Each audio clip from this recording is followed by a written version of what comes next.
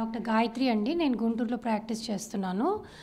మెయిన్‌గా మనకి ఈరోజు ఈ మధ్య చూస్తున్న హెపటైటిస్ సి, తర్వాత డయేరియా, కలరా అని చెప్పబడుతున్న ఈ డయేరియా ఇవి రాకుండా జాగ్రత్త తీసుకోవాలంటే ముఖ్యంగా మనం మంచి శుద్ధమైన నీరు తాగాలి. ఇంట్లో నీరు వాటర్ మినరల్ వాటర్ క్యాన్స్ అవి సేఫ్ అనుకోకూడదు. ఇంట్లో నీరు బాగా కాచి, చల్లార్చి తాగటం ఉత్తమం అనమాట. ఇంకోటేంటంటే చేతులు శుభ్రంగా కడుక్కొని భోజనం చేయడం గానీ, చేతులు శుభ్రంగా కడుక్కొని వంట చేసుకోవడం కానీ చేసుకోవాలి. ఇంకోటి రెండోదేంటంటే వీధి బయట పిల్లలు గానీ, పెద్దలు గానీ మలమూత్రాలు విసర్జన చేయకూడదు. టాయిలెట్స్‌లోనే వెళ్ళాలి. దీనివల్ల ఏంటంటే మనకి ఆ మలమూత్రాలన్నీ వాటర్‌లో కలిసిపోయి వీకి కలరా కానీ, హెపటైటిస్ సి గానీ వస్తున్నాయి. ఇంకోటేంటంటే రోడ్డు పక్కన మురికిగా ఉన్న ప్రదేశాలలో స్వీట్స్ కానీ, పానీపూరీలు కానీ అవి ఎక్కువ తినకుండా కొంచెం జాగ్రత్తగా చూసుకోండి. ఇంకొకటేంటంటే ముఖ్యంగా ఏదన్నా ప్రాబ్లమ్ రాగానే ఇమ్మీడియేట్‌గా డాక్టర్‌ని సంప్రదించాలి. పాతకాలం పద్ధతులు, మూఢనమ్మకాలు, చేతులు కాల్చుకోవడం లాంటివి చేసుకోకూడదు. గుంటూరు నుంచి వచ్చానండి. నా పేరు డాక్టర్ మోహన్ అండి. లాస్ట్ 1 మంత్ మనం చాలా డయేరియా కేసెస్ అతిసార గురించి చూసాము. హాస్పిటల్లో కూడా రోజుకి 50 నుంచి 70 మంది వరకు అడ్మిషన్స్ జరిగాయి.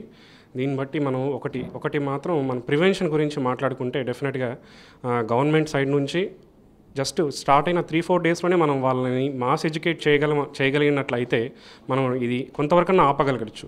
ఇది దాదాపు 25 రోజుల వరకు కొనసాగింది. 25 రోజుల వరకు రోజు 25 మంది, రాను 10 మంది వరకు లాస్ట్కి అడ్మిషన్స్ కూడా జరిగినాయి. అంటే ఏంటంటే ఒక ఏరియా నుంచే వస్తుందంటే ఆ ఏరియాలో ప్రాబ్లం జరుగుతుంది.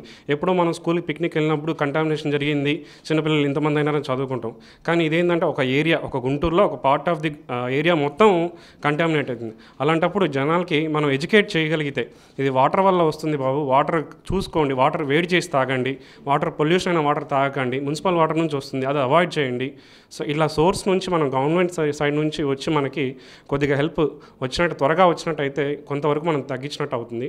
ఈ సైడ్ నుంచి గవర్నమెంట్ ఖచ్చితంగా ఈ ప్రివెన్షన్ మెజర్స్ తీసుకుంటే వచ్చే రైనీ సీజన్లో మనం చాలా వరకు మనం తగ్గించవచ్చు.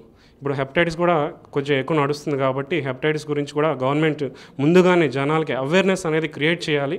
అవేర్నెస్ తీసుకొచ్చి జనాల్ని ఈ వాటర్ మెయిన్ సోర్స్ కాబట్టి వాటర్ సైడ్ నుంచి చాలా కేర్ఫుల్గా ఉండాలని చెప్పి టీవీస్లో కానీ, మీడియాస్లో కానీ, పాంప్లెట్స్ కానీ ఎడ్యుకేట్ చేయవలసిందిగా కోరుతున్నాం గవర్నమెంట్కి. నా పేరు డాక్టర్ హనుమాన్ ప్రసాద్ అని, నేను మెడికల్ గ్యాస్ట్రాంట్రాలజిస్ట్ గుంటూరు నుంచి. హెపటైటిస్ అనేది లివర్ ఇన్ఫెక్షన్ సంబంధించిన వ్యాధి అండి. దీనికి 5 రకాలు ఉంటాయి. ABCDE అంటాం. ఇప్పుడు మనకి ప్రధానంగా కంటామినేటెడ్ వాటర్ వల్ల కానీ, ఫుడ్ వల్ల కానీ వచ్చేవి A and E అంటాం. ఇవి రెండు కూడా జనరల్గా వర్షాకాలంలోనే రావాల్సినవి ఈసారి ఎండాకాలం మొదల్లోనే మనం చూస్తున్నాం అన్నమాట. ఇప్పటికీ చాలా కేసులు ల్యాబ్ డయాగ్నోసిస్తో సహా ప్రూవ్ అయి ఉన్నాయి.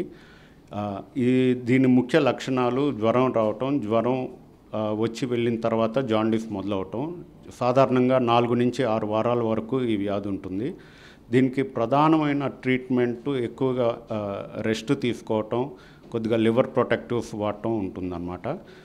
మెయిన్ ఇవి రాకుండా జాగ్రత్తలు అంటే మనకి safe drinking water, food handle చేసే ముందు, అది తినటానికైనా వంట చేయడానికైనా ముందు చేతులు బాగా కడుక్కోవటం, మంచినీటితోనే కడుక్కోవటం, శానిటేషన్ మెజర్స్ పాటించటం, ఫ్రీ ఓపెన్ డెఫికేషన్ ఇవన్నీ చేయకుండా టాయిలెట్స్ ఉపయోగించటం లాంటివన్నీ చేయాలండి. ప్రధానంగా ఇప్పుడు డ్రింకింగ్ వాటర్, డ్రైనేజ్ వాటర్ బాగా కంటామినేట్ అవటం వల్లే ఈ అవుట్బ్రేక్స్ వస్తున్నాయి. సో సేఫ్ డ్రింకింగ్ వాటర్ మనం తీసుకోవటం వల్ల ఇవన్నీ రాకుండా మనం జాగ్రత్త పడవచ్చండి.